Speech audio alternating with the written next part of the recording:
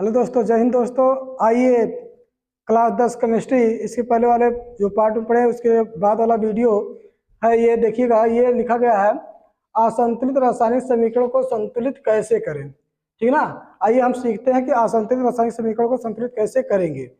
आपको बोर्ड के पेपर में ये आपको 3 नंबर का मिलता है। हर हर बार ये क्वेश्चन पूछा जाता है कि असंतुलित समीकरण को संतुलित करना या बैलेंस बराबर करना। कैसे आप लोग बैलेंस बराबर करोगे, आइए आज उसको हम लोग सीखते हैं। देखिए, सबसे पहले हमारा शब्द समीकरण दिया गया है। क्या दिया गया है? शब्द समीकरण।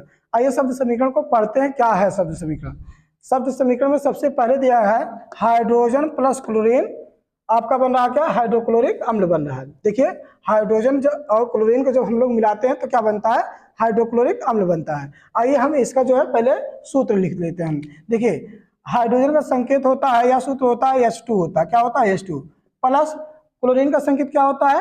Cl2 होता है। तो इसके बाद देखते हैं, यहाँ पर एरो का निशान है, एरो का निशान लगाएंगे। यहाँ देखेंगे जो हाइड्रोक्लोरिक अम्ल है, हाइड्रोक्लोरिक अम्ल का जो सूत्र होता है वो होता है HCl। क्या होता है? HCl। ठीक है ना, ये HCl हो गया।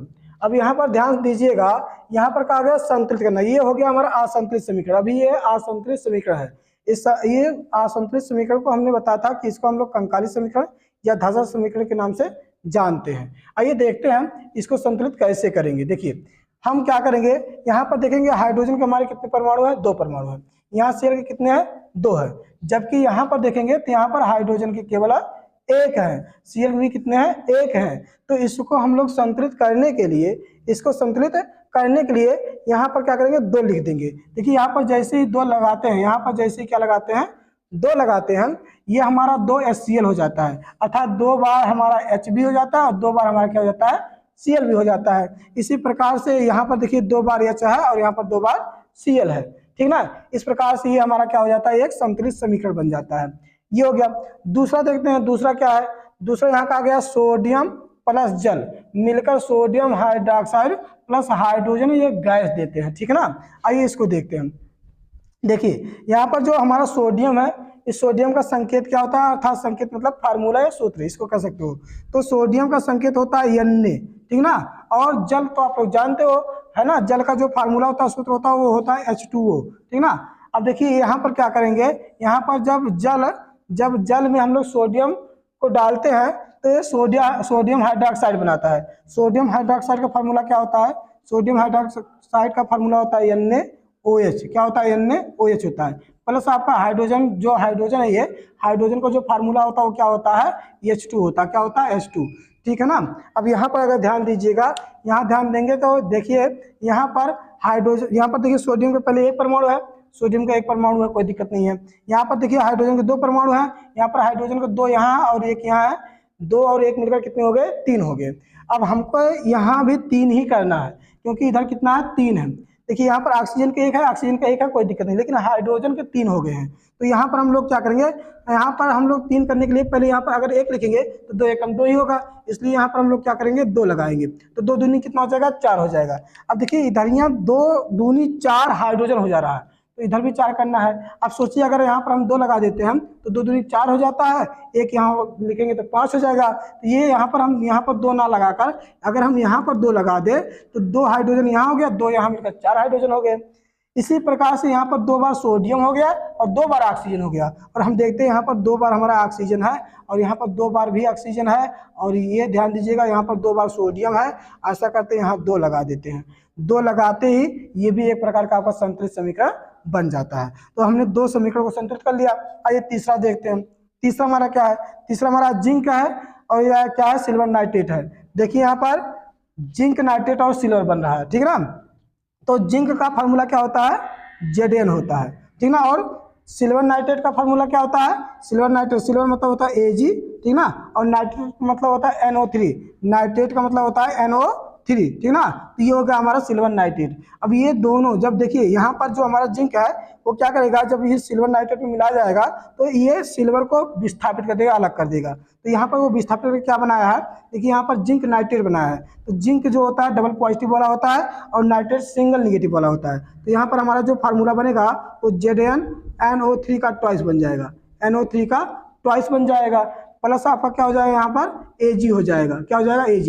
अच्छा आप लोग सोच रहे होंगे कि यहाँ पर ट्वाइस कैसे आ गया। हम बता दें आपको कि Zn हमारा 2 पॉजिटिव होता है और Ag हमारा सिंगल पॉजिटिव होता है, जबकि जो हमारा NO3 है, NO3 होता है वो क्या सिंगल निगेटिव होता है। सोचिए अगर हम इस यहाँ पर जो Zn है, यहाँ पर जो 2 पॉजिटिव वाला, ठीक ना, 2 वाला पॉजिटिव वाला इसके पास चला जाएगा और सिंगल निगेटिव वाला इसके पास चला जाएगा। जब यहाँ पर 2 जब यहाँ पर आएगा तो इसका ट्वाइस बन जाएगा, हमने ट्वाइस लिखा है। जब ये सिंगल निगेटिव वाला है अर्थात जो एक है इसके ऊपर जाएगा तो Zn ही हो जाएगा, तो यहाँ पर Zn NO3 का ट्वाइस बन जाएगा, प्लस आपका हो जाएगा Ag। अब यहाँ पर ध्यान दीजिए, यहाँ पर बैलेंस को बराबर कैसे करेंगे, देखिए संतुलित कैसे करेंगे। यहाँ पर देखिए NO3 कितनी बार हो गया, 2 बार हो गया, और यहाँ पर NO3 कितनी बार है, 1 बार है। Ag कितनी बार है, 1 बार है। Ag कितनी बार है, 1 बार है। Zn कितनी बार है, 1 बार है। Zn कितनी बार है, 1 बार है। इसका मतलब केवल NO3 का बैलेंस सही नहीं है। यहाँ पर NO3 2 बार है तो हम यहाँ पर 2 लिख देते हैं, ठीक ना। 2 NO3 तो हो गया, लेकिन 2 बार हमारा Ag भी हो गया, तो हम क्या करेंगे यहाँ पर 2 से गुणा कर देंगे तो 2 Ag हो जाएगा। इस प्रकार से ये भी हमारा क्या बन जाएगा, एक प्रकार का संतुलित समीकरण बन जाएगा। हमने 3 संतुलित समीकरण बना लिया है, ठीक ना। चौथा देखते हैं, चौथा हमारा क्या है, कहना बेरियम क्लोराइड एल्युमिनियम सल्फेट से जब क्रिया करता है तो बेरियम सल्फेट, देखिए यहाँ प्लस है और नीचे हमने लिख दिया, जगह नहीं है यहाँ नीचे लिख दिया, एल्युमिनियम क्लोराइड बनाता है। आइए इस रिएक्शन को देखते हैं। देखिए बेरियम क्लोराइड का जो संकेत अर्थात सूत्र या फार्मूला होता है वो होता है BaCl2 के होता है, प्लस आपका जो एल्युमिनियम सल्फेट है, एल्युमिनियम सल्फेट का जो फार्मूला या सूत्र होता है ये होता है Al2 ब्रैकेट में SO4 का ट्राइस, ठीक ना। ये 3 लिखेंगे, ठीक ना। आइए इसके बाद देखते हैं आयरो का निशान। आयरो के निशान के बाद देखिए यहाँ पर लिखा गया बेरियम सल्फेट। बेरियम सल्फेट का जो फार्मूला होता है वो BaSO4 होता है, BaSO4, प्लस आपका एल्युमिनियम क्लोराइड का जो फार्मूला होता है वो होता है AlCl3, ठीक ना। ये AlCl3 हो गया। चलिए आइए देखते हैं। अच्छा अगर किसी को ये ना पता चलता होगा कि ये कैसे BaSO4 हो गया, कैसे AlCl3 हो गया, तो आप लोग इस वीडियो में कमेंट करके बताएंगे, हम आपको ये फार्मूला बनाना सिखा देंगे, ठीक है ना। आइए देखते हैं इसको हम लोग बैलेंस बराबर कैसे करेंगे। देखिए यहाँ पर Cl कितनी बार है, 2 बार है। अगर ध्यान दीजिए यहाँ पर Cl 2 बार है, B 1 बार है, Al 2 बार है और SO4 टोटल 3 बार है, ठीक ना। अब यहाँ पर देखिए अगर हम संख्या लिख लेते, ये 1 बार हो गया, ये 2 बार हो गया, ये 2 बार है और ये पूरा 3 बार है, ठीक ना। अब देखिए ध्यान दीजिए यहाँ पर देखिए Ba 1 बार है, यहाँ पर Ba 1 बार है, Ba में कोई दिक्कत नहीं है, ठीक ना। अब यहाँ पर देखिए Cl 2 बार है, यहाँ Cl 3 बार हो गया, तो ये इसको भी कितना करना, 3 ही करना। कितना करना है, यहाँ पर 3 ही करना है। देखिए इस Cl को 3 करने के लिए यहाँ पर हम लोग क्या करेंगे, 2 से गुणा करेंगे। देखिए ये हो जाएगा 2 दूनी 4 Cl हो जाएगा। जैसे 4 Cl हुआ इसको भी 4 करना है, 1 लिखेंगे 3 1 3 ही होगा। इसका मतलब है कि यहाँ पर हमको 2 लिखना पड़ेगा। जैसे 2 लिखेंगे 3 दूनी 6 Cl हो गया। अब 6 Cl करने के लिए यहाँ पर हम लोग 2 को मिटाकर यहाँ पर हम लोग 3 लिख देते हैं। देखिए 2 3 कितना हो जाएगा, 6 Cl हो जाएगा। अब देखिए 3 बार Ba भी हो गया, Ba कितनी बार है, 1 बार है, तो इसके आगे हम 3 लगा देते हैं तो 3 Ba हो जाएगा। अब ध्यान दीजिएगा यहाँ पर 2 बार Al है और यहाँ पर देखिए 2 बार Al हो गया, और यहाँ पर देखिएगा 3 बार SO4 था, यहाँ पर 3 बार क्या हो गया, SO4 हो गया। इस प्रकार से अगर देखा जाए तो ये भी हमारा क्या हो गया, बैलेंस बराबर हो गया। और ये पेपर की दृष्टि से बहुत ही इंपॉर्टेंट है। आप आइए हम आपको एक होमवर्क दे देते हैं, ठीक ना। मतलब आप इसको जो है लगाकर कमेंट में बताइएगा कि इसका जो है बैलेंस कैसे बराबर हुआ है। देखिए आपका जो आपका यहाँ पर क्वेश्चन है जो हम दे रहे हैं वो हमारा नाइट्रोजन है। नाइट्रोजन हाइड्रोजन से क्रिया करता है, हाइड्रोजन से क्या करता है, क्रिया करता है, ठीक ना। हाइड्रोजन से क्रिया करता है तो ये बनाता क्या है, ये बनाता है अमोनिया। क्या बनाता है, ये अमोनिया बनाता है, अमोनिया, ठीक ना, अमोनिया बनाता है। और ये आपके लिए क्या है, ये आपके लिए होमवर्क है, ठीक है ना। होमवर्क इसको करते हैं, ठीक ना, गृह कार्य है, ठीक है ना। इसको आप लोग जो है करके हमको दिखाइएगा। इसको हम ब्रैकेट में कर दे रहे हैं, ये आपका गृह कार्य बन जाएगा, ठीक है ना। इसको गृह कार्य के रूप में रखिएगा। आइए इसका एक स्क्रीनशॉट लीजिए, फिर इसके बाद जो भी इंपॉर्टेंट क्वेश्चन है इसको हम अगले पार्ट में फिर बताते हैं।